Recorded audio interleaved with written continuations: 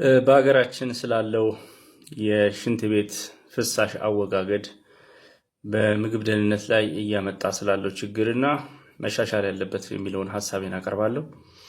እንደምታውቁት እንግዲህ አዲስ አበባ ከተመሰረተች በኋላ ብዙዎቻችን የሽንት ቤት ፍሳሾቻችንን የምናገናኘው ከወንዞች ጋር በማላክ ምንም አይነት የሽንት ቤት ማስመጠጥ ስራ አንሰራም ነበረ። ብዙዎቻችን ከአፓርትመንትም ከሆቴልም ይሁን ከተለያዩ ቦታዎች ቀጥታ የሽንት ቤት ፍሳሾች ቀጥታ ይገቡ የነበሩት ወደ ወንዝ ነው።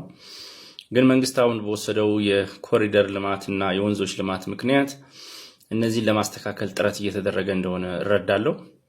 ከዚህ ጋር እያየ እንደ ምግብ ደህንነት ባለሙያነቴ እነዚህ የሽንት ቤት ፍሳሾች ከንጽህና ጋር በጣም ችግር የሚያመጡና አካባቢያችንን ምግባችንን የሚበክልና በሽታን በጣም የሚያመጡ ስለሆናቸው እየተወሰደው ያለው እርምጃ እየተስተካከለ ያለው ጥረት ጥሩ ነው ብዬ ባስብም እየታዩ ያሉ ግን ክፍተቶችን ላይ ሀሳብ መስጠት እፈልጋለሁ።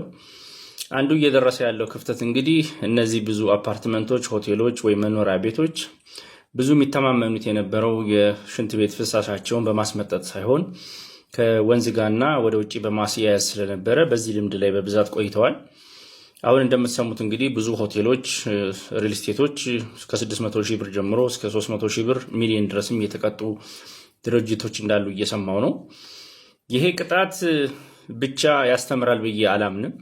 የማያቸውም ነገሮች ስላሉ አሁን በተለይ ክረምት ከመምጣቱ ጋር እንዳያችሁት ከዝናብ ውሃ ጋር በሚመጣበት ጊዜ ሰዎች በድብቅም ይሁን በግልጽ ቀላቅለው የሽንት ቤት ፍሳሻቸውን እየለቀቁ ነውና መንግስት ነገሮችን በቅጣት ብቻ ለመቀየር ከሚያደርግ ግንዛቤና ትኩረት እንዲኖረው ቢደረግ ህብረተሰቡ የተሻለ ለውጥ ማምጣት ይችላል ብዬ አስባለሁ።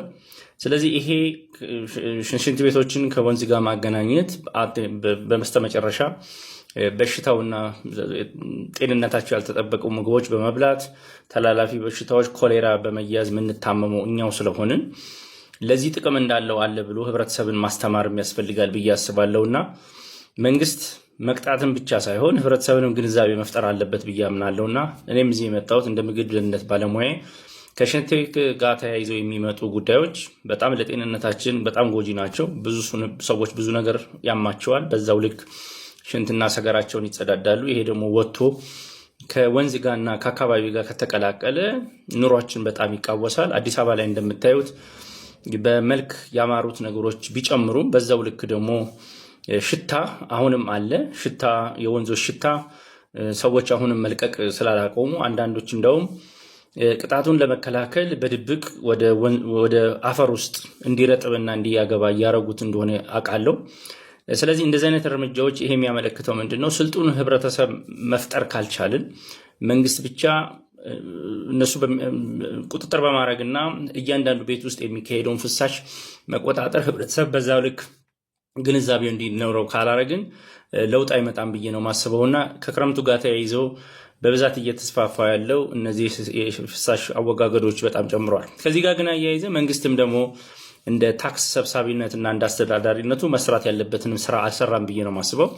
ብዙ አፓርትመንቶች እኔ የምኖርበት ሆቴሎችም ቢሆኑ ከፍተኛ የሆነ የሽንት ቤት ፍሳሽ ያላቸው በየገዙ እያስመጠጡ መቀጠሉ ኑሮ ላይ ጫና ውድነት እያመጣ ነውና እንደ ሸማች ጥበቃ ባለስልጣን የቦርድ ሰብሳቢነቴ ብዙ ቅሬታዎች እየደረሱን ያለ ነው። እኛ የሽንት ቤት ፍሳሹን መቆጣጠር እንፈልጋለን።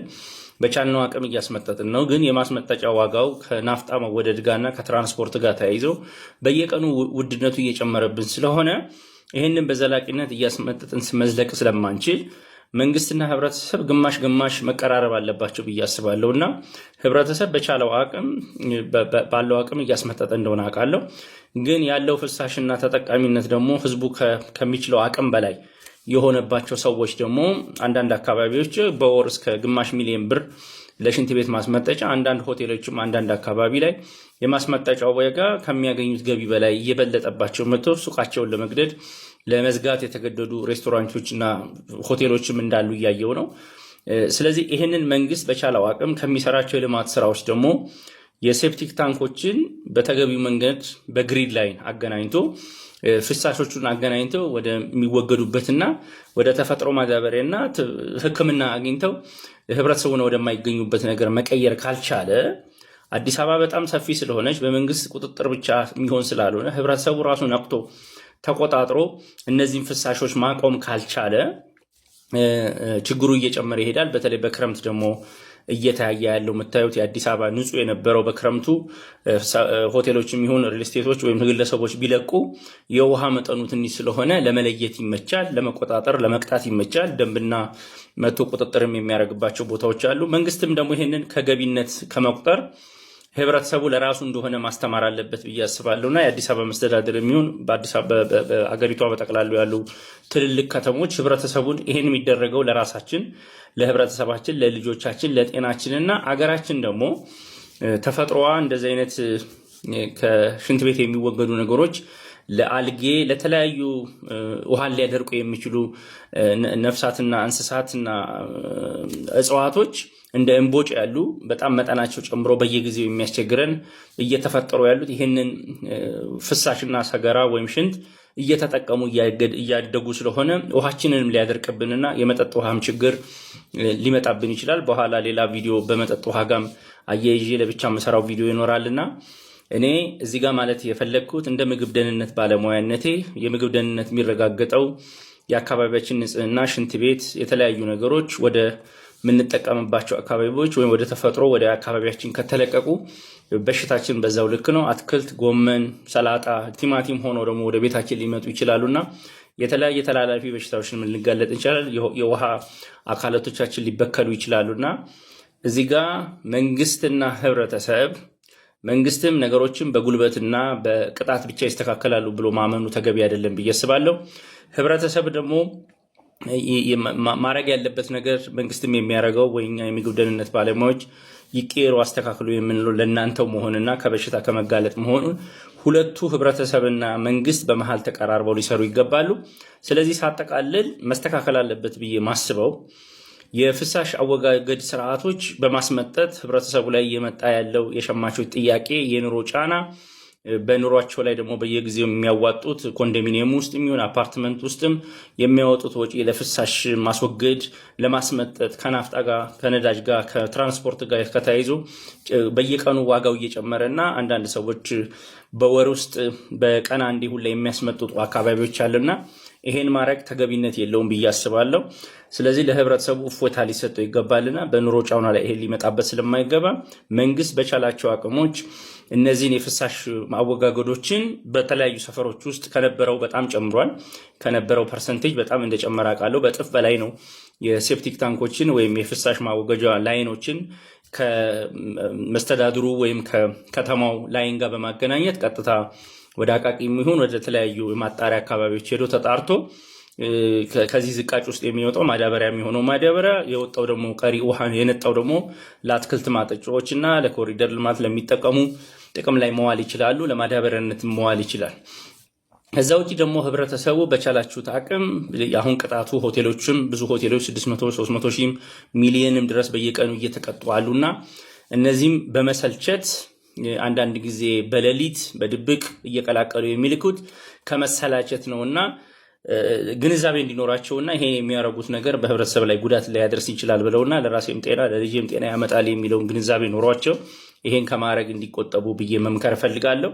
ስለዚህ ህብረተሰቡም ይሄ የሚደረገው ጤናዬ ጉዳቴ ለራሴ ነው ብሎ በማሰብ በተቻለው አቅም እስከ መንግስት ደግሞ ስራዎች እስከሚሰራ ድረስ ከመዋጮቹና የሚመጡብንም እንድንሸከማቸው ሂሳቦቹን ግን በምንሸከምባቸው ጊዜ አንዳንዴ እንደዚህ አይነት ሂሳቦችን ለመቀነስ ቢለን ከቤታችን አውጥተን ወደ ውጪ መድፋት ይቀናናልና ቤታችንንም ብናጸዳ ቤታችንም ንጹህ ቢሆን ቢያምር ውጪ ያለው አካባቢ ደግሞ በማፍሰስ ቆሻሻ በመድፋት እንደዚህ ሴፕቲክ ታንኮችን በመልቀቅ ዞሮ ቤታችን መድረሱ አይቀርምና ይሄን ግንዛቤ ኖሯችሁ ልጆቻችሁን ህብረተሰባችሁም ራሳችንም እንደሰው የጤና ጉዳታችን እየጨመረ እንዳይሄድ በቻላችሁት አቅም መንግስት ይሄንን ስራ እስከሚሰራ ድረስ ወይ መስራት አለበት ብዬ ነው ማስበው። እንደሸማች ጥበቃ መንግስት ታክስ ሰብሳቢ እስከሆነ ድረስ ህብረተሰቡ የፈለገውን ነገር ማዳረስ ግዴታ አለበት ብዬ አስባለሁ።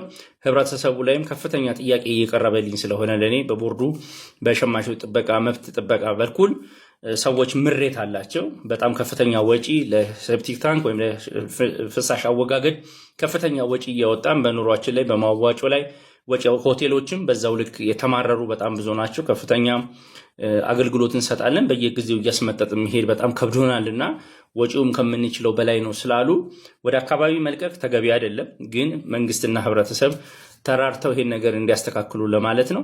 ስለዚህ በዚህ በፍሳሽ አወጋገድ በተለይ በክረምት አሁን እየታየ ያለው ንጹህ የነበሩ የተስተካከሉ ወንዞች ህብረተሰቡ ከውሃ ጋር በሚቀላቀልበት ጊዜ ሁሉም ሰው እየቀላቀለ ከሽንት ቤት ጋር ሊያስወግድ መንግስት ሊቆጣጠረው ስለማይችል ህሊናችንና አይምሯችን ካልተቆጣጠረ መንግስት በመቆጣጠር ብቻ ለውጥ አይመጣምና እኔም እዚህ የመጣሁት ህብረተሰቡን ይሄ የምንሰራው ስራ ለእኛም ጠቃሚ መሆኑን ተረድታችሁ በሽታ ሊከላከልልን ስለሚችል በቻላችሁት አቅም የተለያዩ የሴፕቲክ ታንክ ዲዛይኖች እየሰራችሁ ቅሪቷን ውሃ ወይም ፈሳሿን ወደ አፈር እንዲገባ የምታደርጉት ደግሞ በዘላቂነት የተፈጥሮ ውሃችንን ግራውንድ ዋተር ውስጥ ያለውን ውሃ በመበከል በባክቴሪያ በአጭር ጊዜ ውስጥ አዲስ አበባ ላይ የውሃ እጥረት ሊከሰት ሊያደርግ ስለሚችል ደርቆ ሊቀር ይችላልና ይህንን ኃላፊነት እንድትወስዱ ለማለት ነው።